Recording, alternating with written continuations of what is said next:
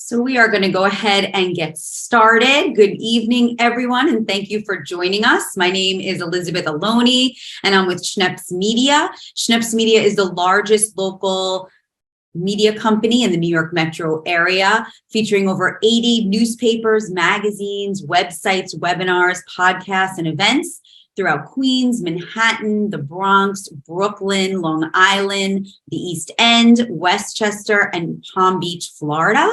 Today, we are thrilled to bring you a very special webinar, Inclusion at Explore Schools, Multilingual Language and Special Populations.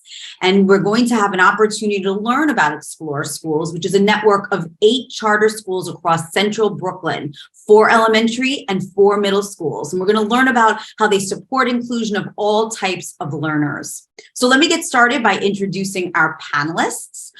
First, please welcome Kristen Jefferson. Kristen is an academic director at Excel Lower School and is the multilingual learner coordinator for Explore Schools. Kristen spent 9 years teaching multilingual learners in Washington Heights, South Williamsburg, Bushwick, and Canarsie. This is her 6th year as the network ML coordinator, where she supports ML policy and practices at lower and upper school sites throughout the Explore Schools network. Welcome, Kristen.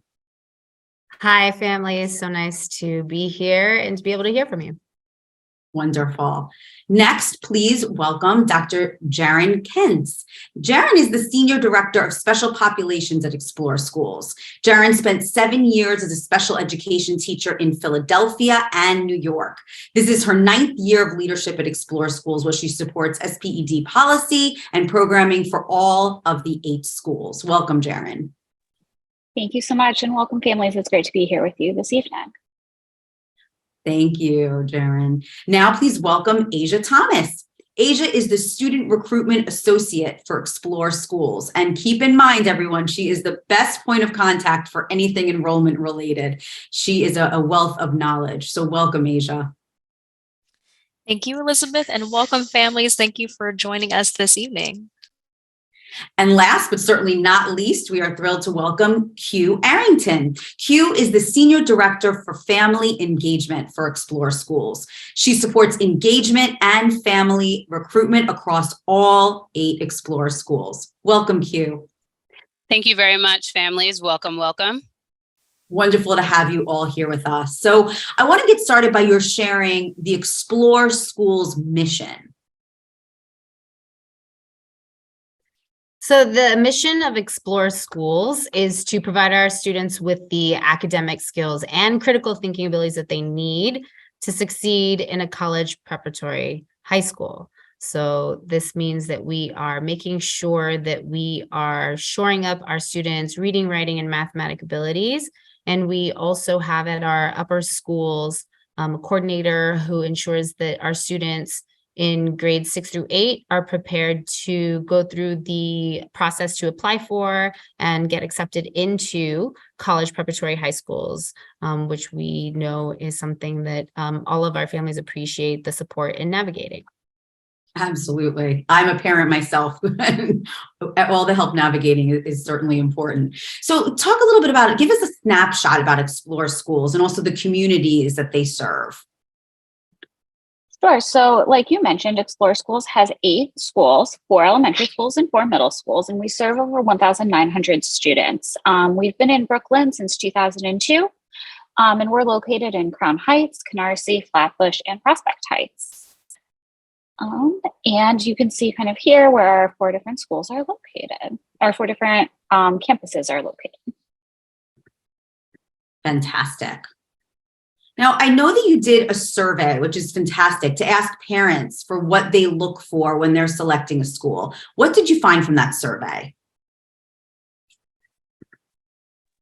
Sure. So one of the things the family engagement team does on a semester basis is we send out surveys to all of our families. So this year we actually had the highest participation rate we've ever had, I think, like in our history of Explore Schools, and we do have nearly 1,900 families. So that is a lot of responses to get responses back from 65% of our families. So one of the things that we found that our families identified as the reason why they continue to send their children with us year after year is that they feel that their children's background is valued at our schools and that the staff at our schools are positive and supportive. Some of our schools, as you can see here in the picture here, have over 99% as parents responding in the affirmative, as their child's race, ethnicity, culture, or background is valued at the school, or the staff at my child's school are positive and supportive. The stars indicate a response of over 99% of parents agreeing at those campuses.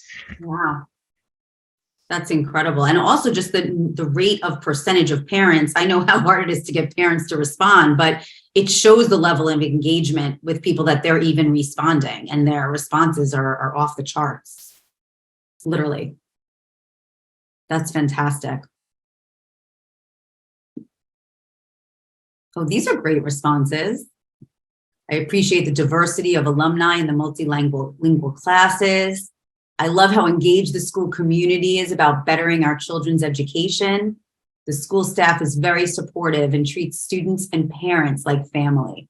It's a wonderful feeling to know that you're sending your children to an environment that not only they're going to learn, but they're going to be nurtured. Fantastic. So I know that you posed some great questions for parents to think about when they're thinking about for themselves, when they're thinking about excuse me. Before I get into that, because that is a great piece of the questions that you asked. You talk about inclusion. We talked about inclusion when we introduced the schools. Talk to me about how you define inclusion. Right. So very frequently when I think people hear the word inclusion, it usually comes like as a statement, right? So we have diversity, equity, and inclusion. So oftentimes people think inclusion is being inclusive of those from other cultural backgrounds or ethnic backgrounds, but there are many ways to define inclusion. So at Explore Schools, one of the ways we define inclusion is by intentionally creating spaces for all voices to be heard, respected, and valued. This means having a culture of acceptance and opportunity where students and adults who have diverse perspectives, beliefs, and identities can be their authentic selves, pursue their personal goals, and help fulfill Explore's mission.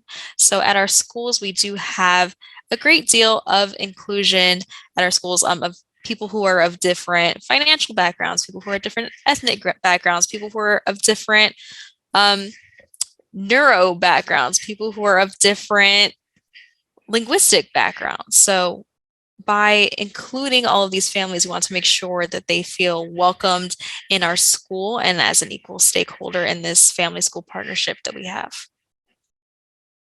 That's really important. Does anyone else want to share anything about how inclusion, because it seems to me inclusion is so important in acceptance and teaching children acceptance of themselves and of one another. How does that help children learn? So one of the things that we know as educators is that having students who are different from one another in the same classroom is really advantageous to them in the long term. So it's really important to us as a community to make sure that all of our classes have students who come from a variety of different backgrounds, have a variety of different experiences, and bring their own unique talents and skills to the table, because what that allows us to do is to learn from one another and to move forward as a whole community. And what we know is that's what it takes to be successful in the world today. In all of our jobs in society today, where we're so global, it's absolutely essential to be able to work with people who are similar to you and people who are different from you. And we know that we can learn the most in those types of environments. So we have intentionally structured our community, not just that isn't by accident, it's actually on purpose, because we know how important it is for everyone involved. Fantastic. Certainly makes people better citizens of the world and able to cope in all different kinds of situations. And wonderful, wonderful. So I do want to talk about the great questions that you make parents think about beyond inclusion, but I thought this was great, asking parents, what was your favorite class and why? And I know for me, when I was in school, one of the things that was a favorite for me was teachers that cared, teachers that really took a special interest in me. That was a special experience. What can you share with me about, why that's important to think about your own past experiences when choosing a school for your child?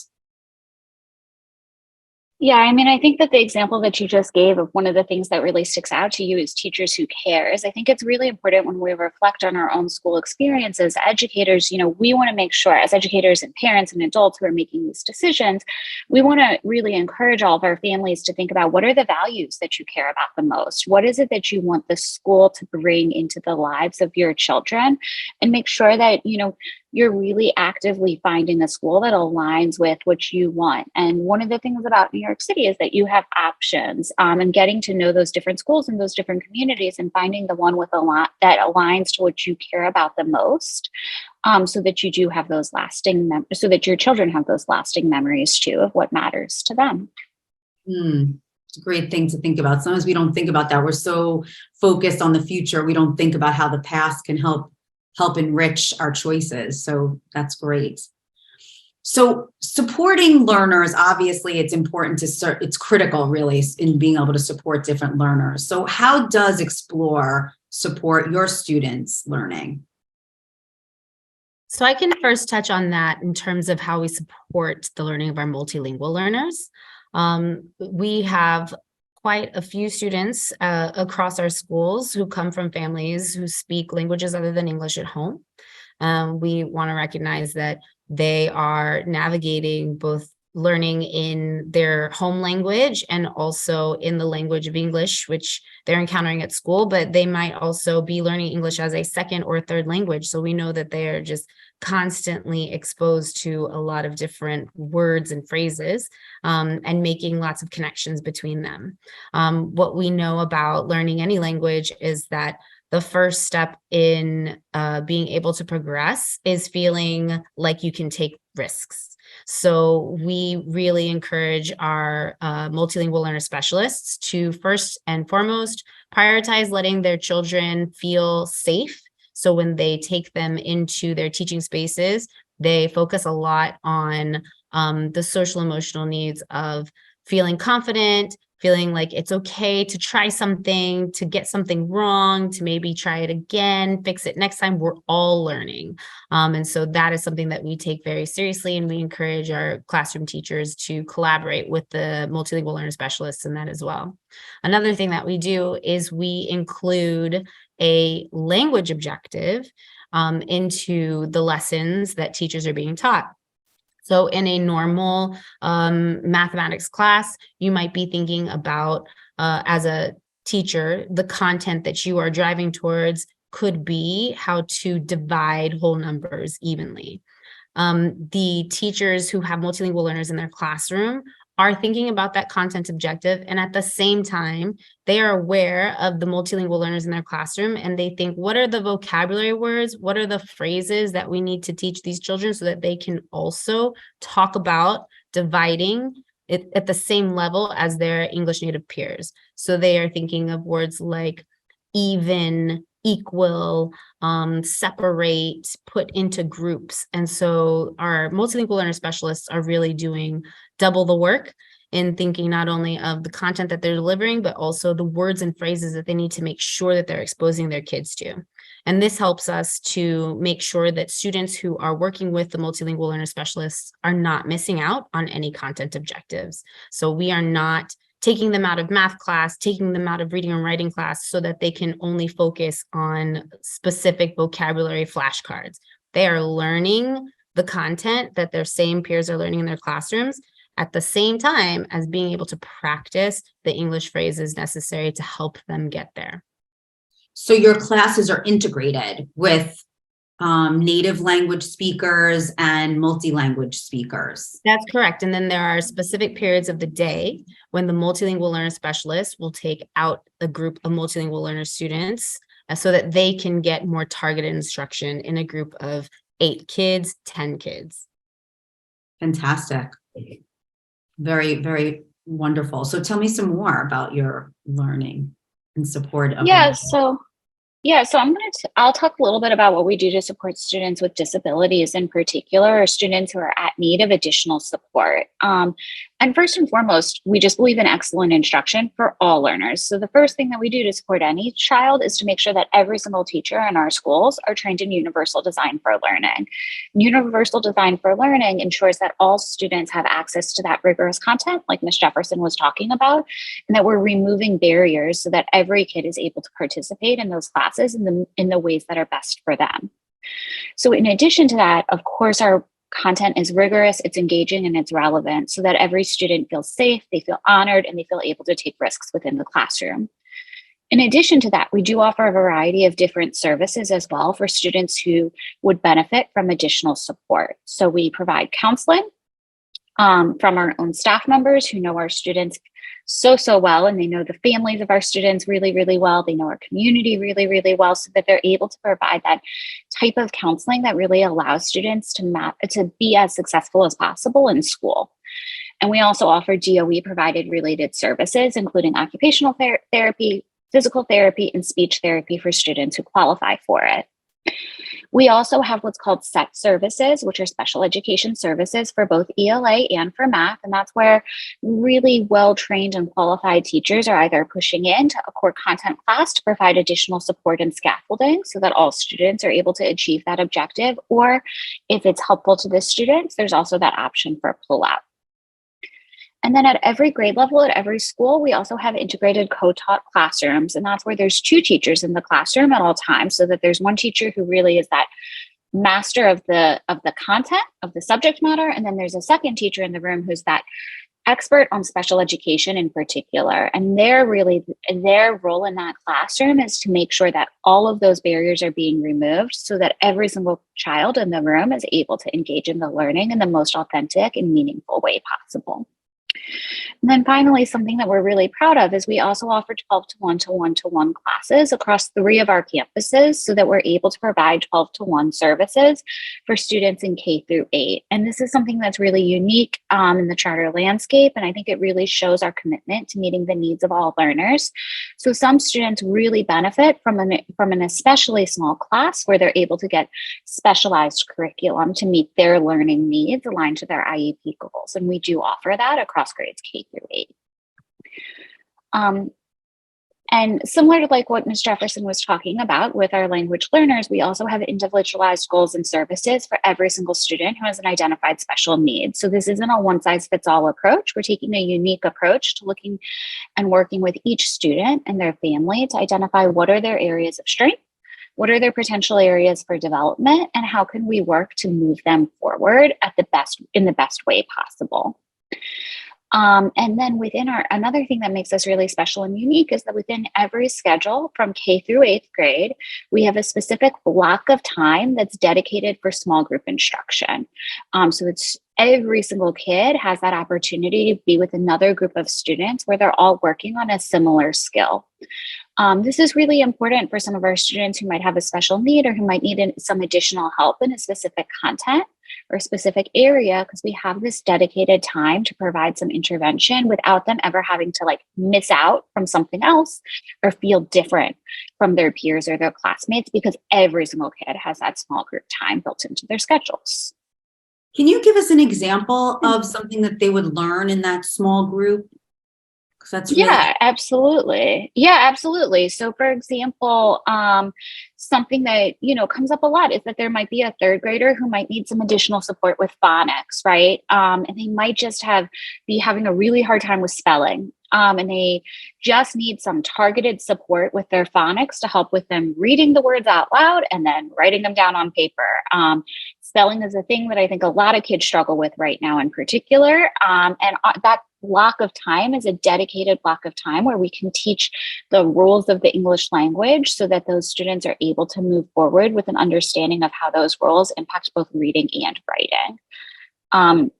And other students might be working on book club, right? Where maybe what they're doing is reading a really interesting and engaging text that they've chosen together, and talking about how it applies to their lives and what they can take away from that. So it's really different across the different groups of students so that everybody is getting exactly what they need.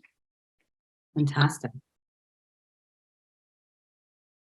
So you're talking about this specialized curriculum, and that is certainly a part of that. for the children to be able to get exactly what they need when they need it. Exactly right. Yeah. So every student is able to get the exact curriculum or the exact instruction that's going to move them forward in the best way possible for their individual learning. Critically important for sure. And I think spelling, I don't know what it is about spelling. I don't know if it's spell check that makes children have a harder time with spelling, but it does seem like they certainly do. So what would be the next step if someone is interested in Explore Schools? I mean, I did share the contact information, admissions@explorenetwork.org. I put it in the chat and the phone number. But what would you recommend people do as a next step after hearing all of this? And, you know, I'm sure as impressed as I am with the uniqueness and the special schools these are, what would you recommend a parent do next? I would recommend that a parent reaches out either to this email. So this email goes straight to myself or Q or our other team member, and it will be responded to within 24 hours. We also have our network phone number here, which is the 347 number. It goes straight to a recorded line, and you can also expect to see a response within 24 hours, as well as this 929 number, which is my personal work cell phone number. So it accepts text messages and calls, which I will respond to at my earliest convenience. I have families who text me on that line all the time. So no worries if you might not be able to call me. You can always leave a text message, leave a voicemail, or a phone call, and I will get back to you as early as possible. You can visit our website, exploreschools.org/enroll. That will take you right to our enrollment page where you can then do an application on Schoolmint. But say even, for example, your child might still be 3 years old and won't be 5 before December, you can still start thinking about us and send an email or a text message. We will always be able to assist you with either a school tour, another information session, or even meeting our leadership team. We do have quite a deal of flexibility in how we can do outreach to parents because we want to meet you where you're at and provide the most flexibility for you. So definitely reach out at the email or the phone numbers listed. The 929 number is my work cell phone number, so that is definitely the best way to reach me. I am the enrollment specialist, so any question in regards to enrollment, definitely hit my line. That's a very generous offer and gift because really, I think some of it can be overwhelming for people just in terms of the right enrollment and how to get through it. And to know that, Asia, you're there for parents. It seems like a very flexible schedule that you're there for parents to be able to walk them through it, I think is very, very is a good feeling. I see Marsha here already said, I'm interested for my daughter. So Marsha, please reach out to Asia and let's get her started because this is such a special experience. So we have another question. I want to get to some questions here from the attendees. She said, yes, I love it. So some questions from the attendees. Who would be how do I know if my child is right for Explore Schools? So what should parents think about when thinking about whether or not this is the right school for their child? Who wants to answer that? You're asking the attendees? Well, that's a question. Oh, from the attendees. From one of the attendees. Got it. And forgive me, I was working to stay silent, but these are the types of things that I love to answer. And so at Explore Schools, we welcome everyone into our organization. As you can see, we have full wraparound services so that we can ensure that we're providing personalized instruction or targeted instruction for all types of learners, because we realize that so many of us have unique ways of learning, and we try our best to develop a program that accommodates that. I think it comes down to the things that you value, right? And when I speak to many of our families, they value family partnership and engagement. They value an organization that opens their doors to families and recognize that families are partners and collaborators in their students' learning. They value schools that offer rigorous instruction and that are creating opportunities for students to do the thinking work, right? That are providing feedback both to students and to families. And then 9 years is a very long time, right? We have our program is developed so that our students are with us from kindergarten, ideally, but from when they start with us all the way until they graduate to go to high school. With that, we take time to learn about our students, to learn about our families. We, over the years, not perfect, but develop how it is that we're connecting content to both students and partnering with families in service of their student learning. And at the end of it, we're working to get your student in a college prep high school so that we're ensuring continued success. And if these things appeal to you, if you're looking for a school that is family oriented, that really values the partnership, that's really thinking about how it is that we're building learning foundations for students to drive impact in these communities, then this is the organization for you. And so we love to say, we love to say that, we just want you to come to one of our events, visit one of our schools, and you will feel an outpour of love and compassion and empathy from all of our staff members. That is one of the things that we get most feedback around, is how supportive our staff members are. We know that it is a big deal for you to make a decision about where it is that you're sending your students, because you're entrusting us with their safety, with their learning, with setting them up for success in the future. And if these are things that you value, then this is the organization for you to send your students to. Wow, fantastic. You bring up a really good point about meeting the people that are a part of this, the faculty, the teachers, all those people, and how important that is. And I think it's something to highlight, because for those are the people that set the tone of the school, and the tone of the school is exactly how the children feel in their hearts. Children are so smart that way. So how can people find out about when they can come to visit? Should they reach out to Asia? What would be the best way to find that out? Yes, most definitely reach out to me, and then I will personally speak to our leadership teams at each school to set up a personalized tour at the family's convenience. In the past, we have even been able to host iPhone tours for parents who might be on their lunch break and unable to come down to Brooklyn, because we have families who work in all 5 boroughs. So they're like, okay, if I can do this iPhone tour, and we'll have the principal walking around with their cell phone, doing a tour. So whenever is good for you is definitely something that we work to set up, because we have to make sure that the time is convenient for you, as well as leadership and school staff, to provide the most personalized experience.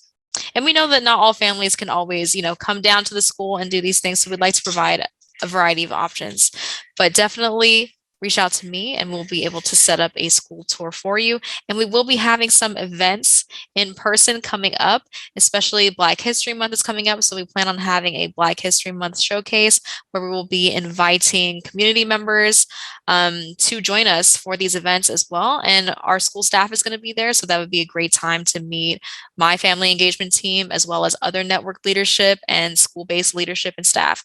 And those are the people that you'll be interacting with in the day-to-day as well. So that's definitely a good chance to check us out. Fantastic. Thank you. We have another question here about the size of the school. Are all the schools the similar size? Do they range in different sizes? And what about the class sizes?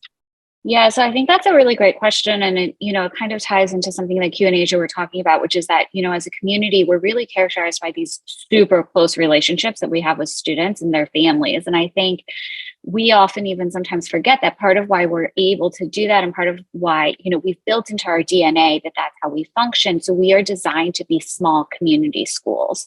So in each one of our schools, each grade level has about 60 students tops. And what that means is that our class sizes max out at 20 to 30 students, depending on grade. And as a result of that intentionally small community with intentionally small schools, parents and families know their students' teachers, they know their students' leaders, they know their students' principals so well, because we are intentionally small, because we value those relationships. And can I layer on something there? Even with those class sizes, we do have a 1 to 15 teacher to student ratio. So we have 2 teachers in that classroom in a class of 30, 1 in a class of 20, and you only get those class sizes in middle school grades. So even with the emphasis on the small class sizes that Dr. Cans, underscored, we also have additional support because our students have access to 2 teachers in the classroom, throughout the day. And as also shared by both Ms. Jefferson and Ms. Cans, students have the opportunity to learn in those larger classroom sizes and in small groups with no more than 7 other students, so that they are having an opportunity to learn in a larger and a smaller group setting. That's fantastic. And even when you say large, I mean, 30 is quite small for a New York City school. And that's really makes a huge difference to be in such a small environment where teachers can really get to know each individual student. So I have another question here about, you said college prep, but my child is going into kindergarten. Do I have to worry about college yet? I understand that. I feel like everything is college. What is the benefit of focusing on a college prep high school and readying a child, right from their earliest stages of education?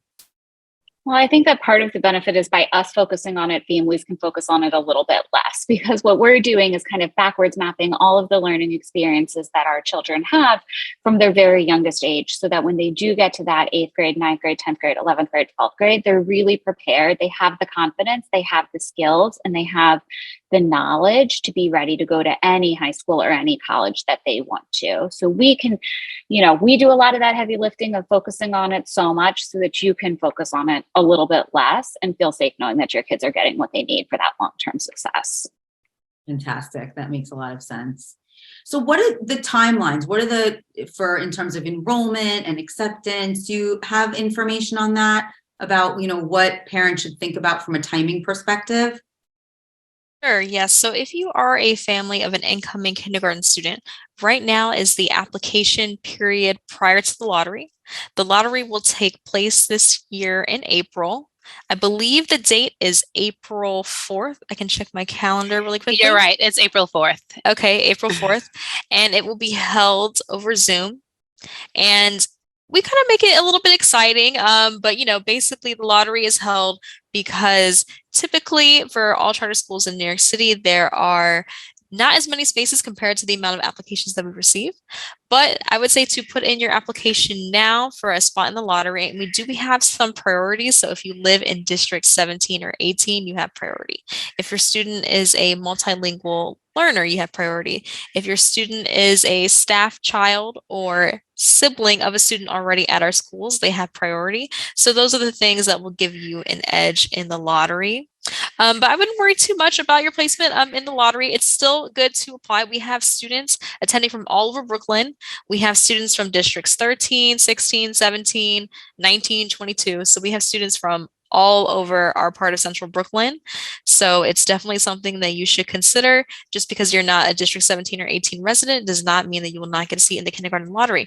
For all other grades, you can apply and you will also be ordered in regards to priority. But since those grades already have current students, of course, we do have something called automatic matriculation, meaning that each student from each grade automatically matriculates into the next grade. So this is another thing for families. Like say, for example, you have a student who's either in 4th or 5th grade, you would not need to reapply for middle school. Your child would automatically go to one of our upper schools. So you would not need to reapply, go through any lottery process after that as well.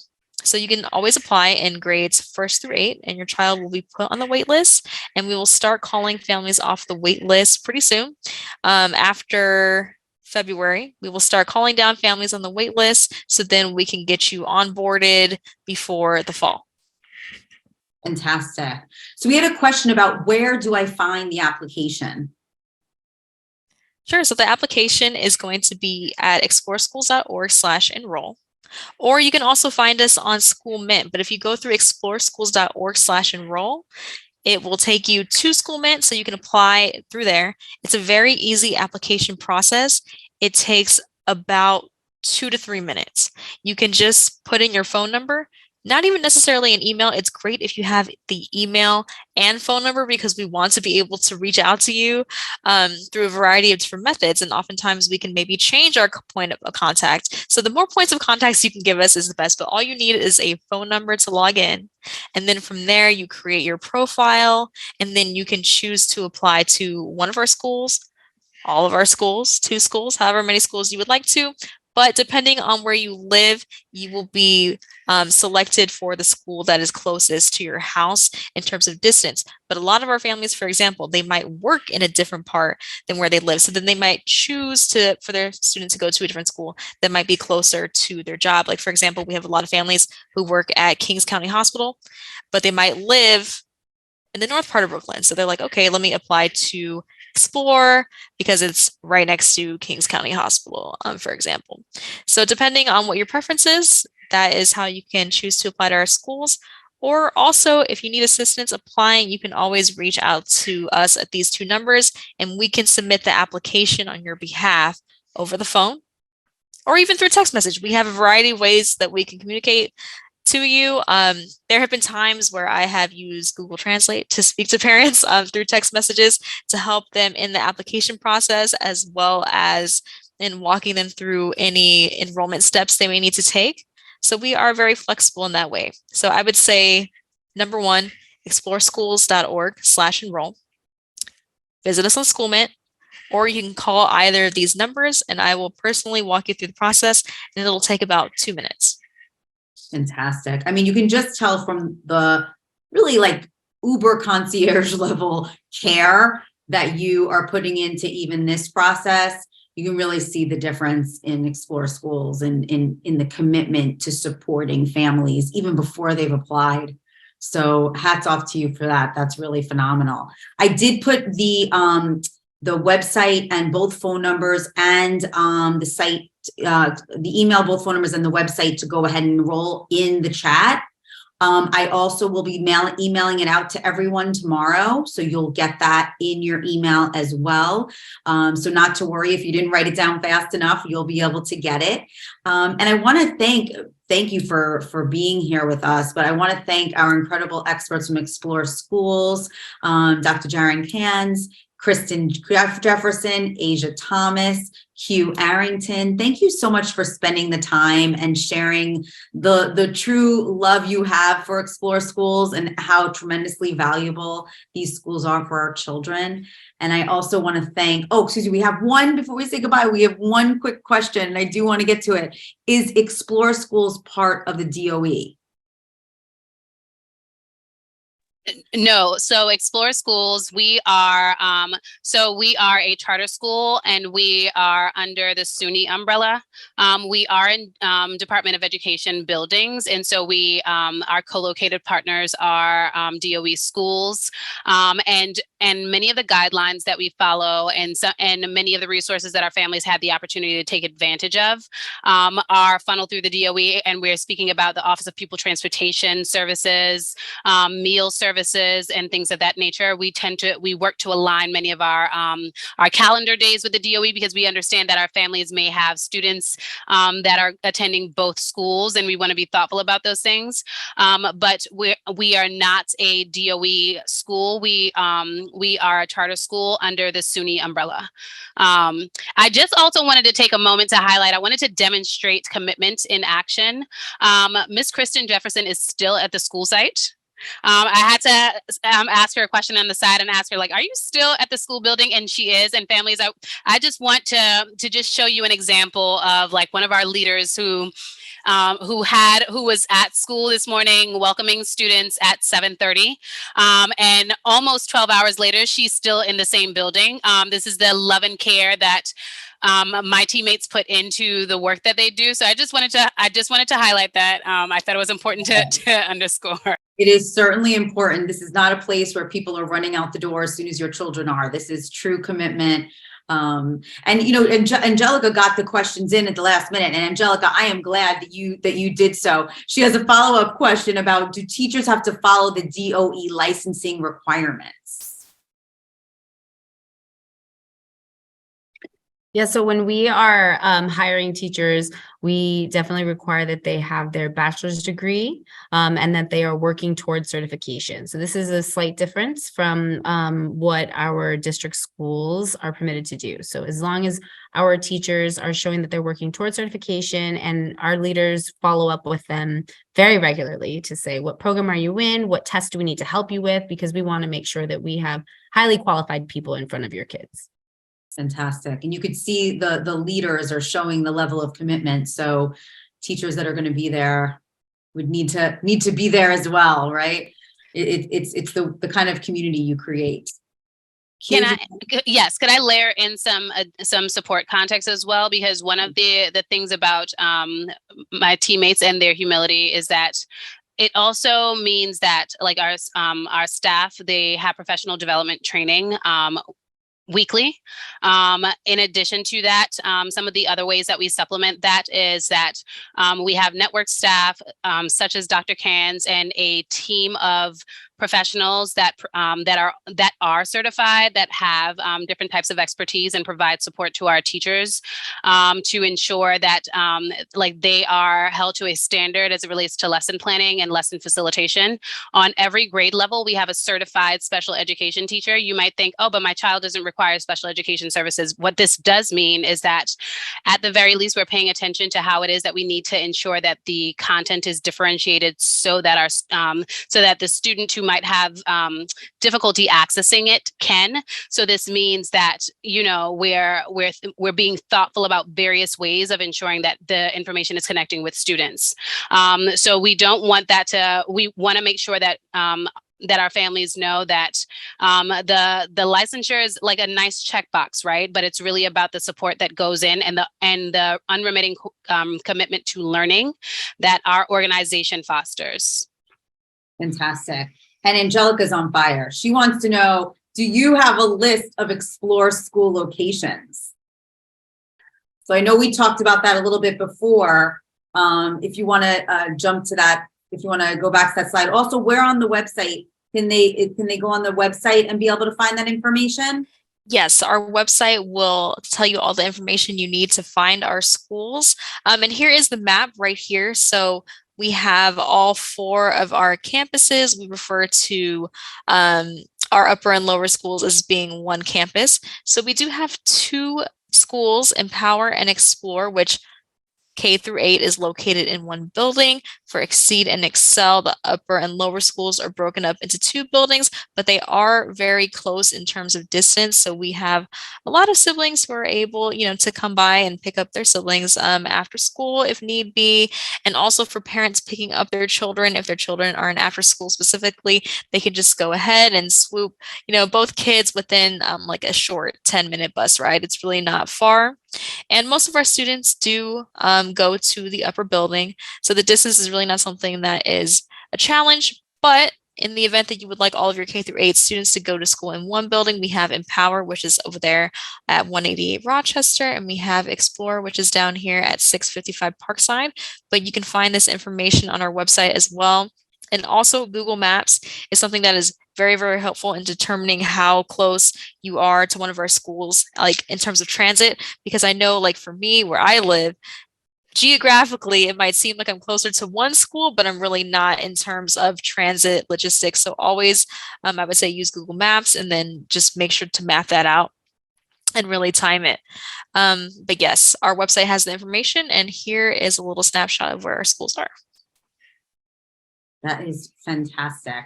So there will definitely be a follow-up sent out to all of you. So not a problem. You will not miss out on any of this really important information. They'll make sure you have all the questions that you need. You know, as Asia said, phone and email are all great places to be able to get into contact, and you'll be able to get all of your questions answered and really handhold you through the whole process. So thank you for jumping in at the end and giving us some great things to talk about. Thank you again so much to our phenomenal panelists, our attendees. Thank you for joining some of your evening with us. Again, this is being recorded. You will get a copy of it, so we encourage you to share it with all of your community and your family and everyone in the Brooklyn area or works in the Brooklyn area that is looking for a phenomenal school like this. So I wish you all a wonderful evening. Stay safe, stay healthy, and we'll look forward to seeing you at the next webinar. Have a great night, everyone. Bye.